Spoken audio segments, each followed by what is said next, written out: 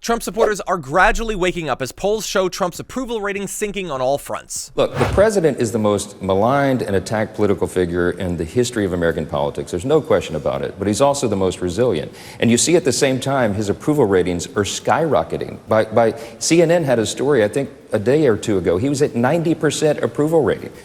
There's never been a president that high. Well, on what issues do the American voters seem to disapprove of him? They disapprove of him on all of the issues. He's underwater on all the major issues of the day. Trump's net approval rating on all the major issues, minus 5 points on immigration, his best issue. He's underwater. How about the economy? That was what he was elected for. Minus 14 points. How about foreign policy? Minus 14 points. How about trade and those tariff wars? Minus 15 points. And of course, the Epstein case, the lowest of the bunch, minus 37 points. 37 points below water. My goodness gracious. On every single issue, Donald Trump is below water on all the major ones. They're all dragging him down. No matter, it seems, what Donald Trump does, the American people do not like it. And that is why at this particular point, he's at a term too low. It's interesting because this is the issue that may be on the top of many people's minds as members of Congress head home for this extended summer recess. And it's his worst one. I'm not sure that House members will be excited to see that number as they leave Washington today.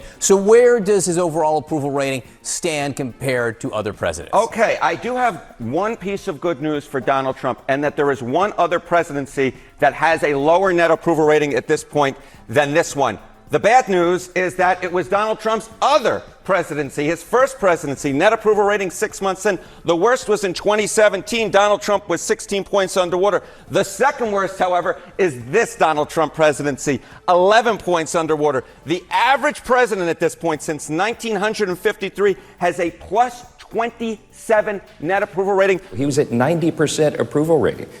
There's never been a president that high. So the more that they attack him, the more the American people see through it. Donald Trump is about 40 points lower than the average president at this particular point. You've got a number of provisions. We want to make sure that we hold by our commitment that we are not cutting Medicaid. The president has said that, and I've said that.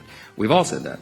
We are strengthening the program for the people who are the most vulnerable populations who really rely upon that. You're talking about the disabled, the elderly, young pregnant women, for example.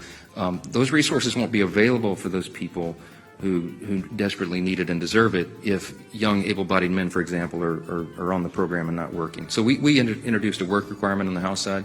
It's wildly popular with the people because it follows common sense. If you're going to be on the public wagon and you're able, you should try to help pull it.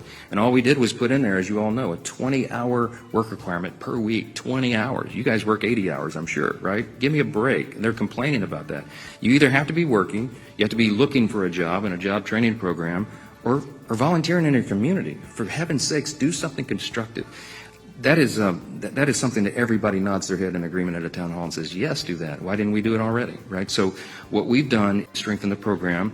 I hope and believe, I pray, that the Senate will follow that same theme and not do anything that we couldn't pass on the other side over here. Now, finally, I will say this, whether it's the House Republican plan or the Senate Republican plan or some combination of the two, we do know enough to say, as CBO has confirmed, these include, this bill, or either version, will include hundreds of billions of dollars to cuts to Medicaid.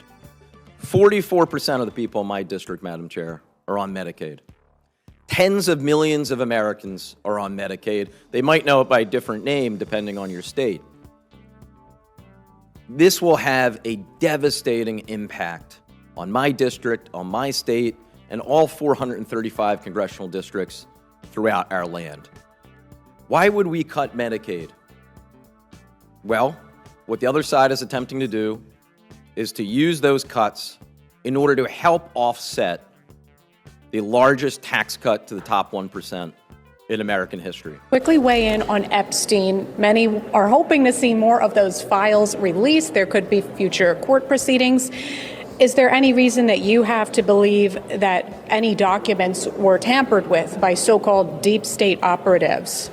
Look, it hasn't been my area that I've worked on. Unfortunately, I wish I knew more about it. It's been in the Department of Justice. One of our concerns is, of course, that it was held in the hands of the DOJ leaders under the last administration, the Biden-Harris administration. And we all know how crooked and corrupt so many of those top officials were, how they engaged in lawfare against President Trump. And he has a concern, and I do as well, that things could have been doctored in those records. So that's part of the concern. But I'm for full transparency. We all are. Maximum transparency. The president is as well. There's no daylight between him and the Republicans in Congress. And we'll continue to advocate for that, to let the people see the records and draw the whatever conclusions they will. The Wall Street Journal citing senior administration officials in its reporting that when Justice Department officials reviewed what Attorney General Pam Bondi called a, quote, truckload of documents related to Epstein earlier this year, they discovered Donald Trump's name appeared multiple times. From that report, quote, in May,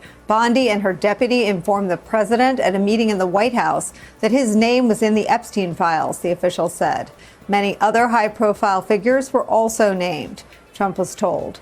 Being mentioned in the records isn't a sign of wrongdoing. The officials said it was a routine briefing that covered a number of topics and that Trump's appearance in the documents wasn't the focus. Now, in response to this reporting in the Wall Street Journal, the White House has issued a statement to NBC News that reads, quote, the fact is that the president kicked him out of his club for being a creep.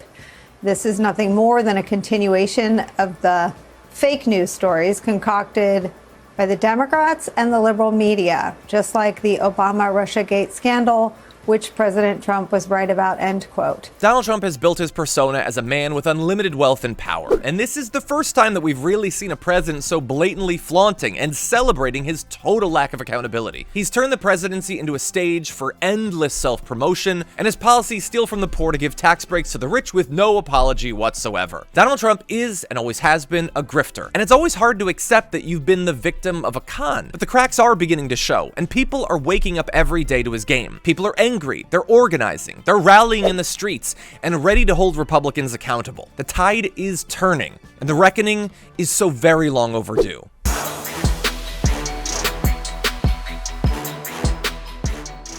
If you enjoyed that, make sure that you never miss another video by subscribing. And if you want a little more, consider hitting the join button and becoming an actual member. But you're probably wondering, why the hell would I do that, John? First off, calm down. The stakes in this are very, very low. But also, when you click the join button and you become a member, you get access to bonus content that I make every week, and it's a ton of fun. You get access to tons of custom emojis and more besides that. By the way, if you join at Tier 3, you even get access to a monthly member hangout with myself and other awesome people, and we always have a great time. By the way, you'll get all that going forward, but you also unlock years of the back catalog. That is literally 100 or more bonus clips, top 10 lists, debates, and more. What are you waiting for? Click the join button below. Your support powers our show, and we couldn't do it without you. Or at the very least, I wouldn't really want to try. Viewers like you keep me here, so thank you in advance for joining.